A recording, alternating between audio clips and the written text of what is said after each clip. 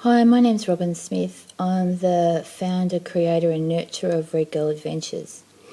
I just wanted to tell you a little bit about myself and a little bit about my passion and a little bit about my business. So, I live in Bendigo, Victoria, Australia, and I have for many, many years. I'm in a long-term relationship. I have 3 late teenage boys, so I've been involved fairly heavily with parenting for the last 20 years, which has been fairly intense. About 10 years ago, my dear friend said to me, "You should come to Bali and have a holiday, have a bit of time out." And I thought, why would I want to go to Bali? I guess just my limited view of the world was very limited. But I thought, no, I need to jump out of my comfort zone. So I went, and we went to Java. We landed in Java, then we went to Lombok, and then we went to Bali. While I had culture shock quite heavily, as in, it was an assault on all my senses, and luckily I had the opportunity to debrief and to talk about it, as I went along. But after that experience and that holiday, my life changed, and basically it hasn't been the same since.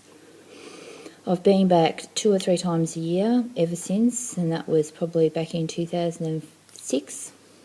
And I've had some incredible experiences, both from, a tourist perspective, and then how I see it sort of sinking down in the layers into the culture and gaining a deep understanding and insight into, Balinese culture and religion.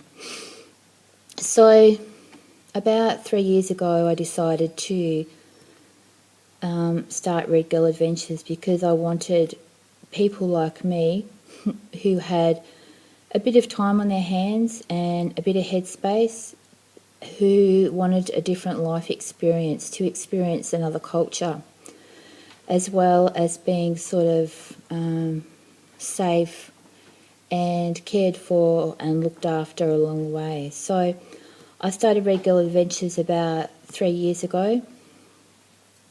And since then I've ran 4 tours around Bali, and taking various people, mostly middle-aged women, around the centre of Bali in Ubud and around the island. And I also have tours planned for Java as well.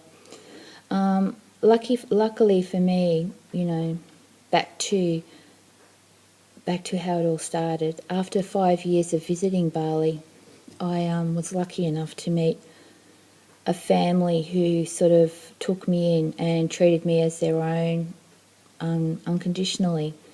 And my relationship with them basically has become, a cultural exchange, and, a deep friendship has been formed.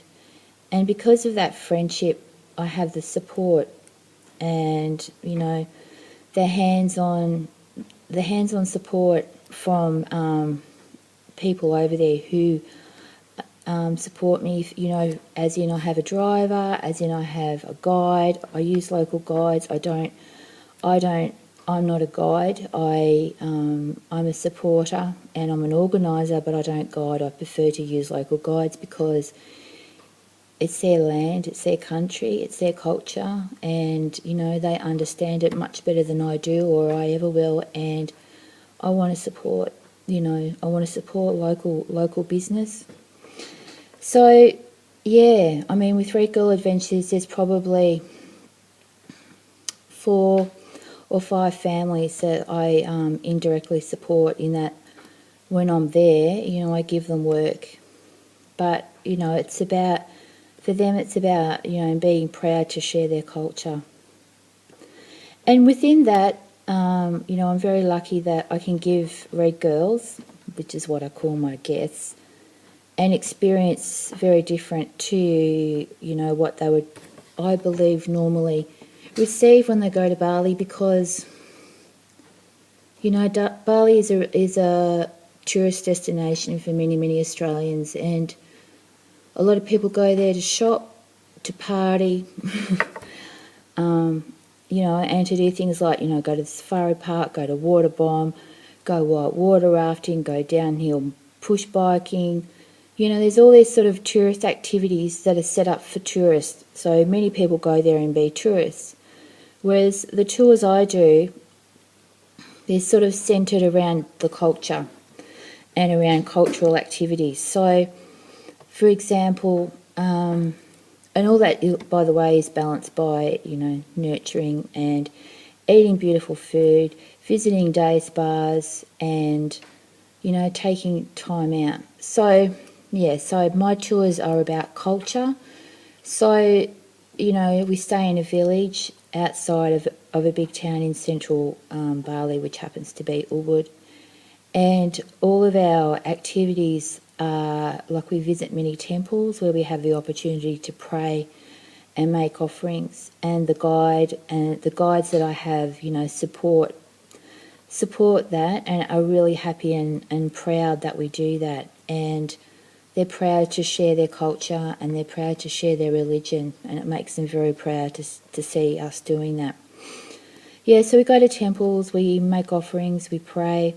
We go to local markets and we sort of head inside the local markets, and we sort of, you know, have some fairly amazing rapport with some of the market ladies, and just sort of getting an insight into their life and what it's like for them, you know, what their life's like for them. I guess that's what it is for me with what I do. It's about sharing our lives and making really good connections with people.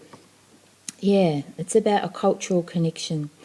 So, yeah, we sort of, I mean, we drive around, we look at, you know, we check out the environment, we go and have a look at the volcano, and we check out the river, we go to the beach, and we see the black sand beaches. And there's also certain aspects of the tour where we go off and look at music. So I do have a tour that's called Senses, and it's about all of our senses. So in that tour we go and you know, listen to the local music. So we go and listen to a gamelan orchestra, we listen to a tinklik orchestra, we go and meet a suling maker, which is the flute, the bamboo flute.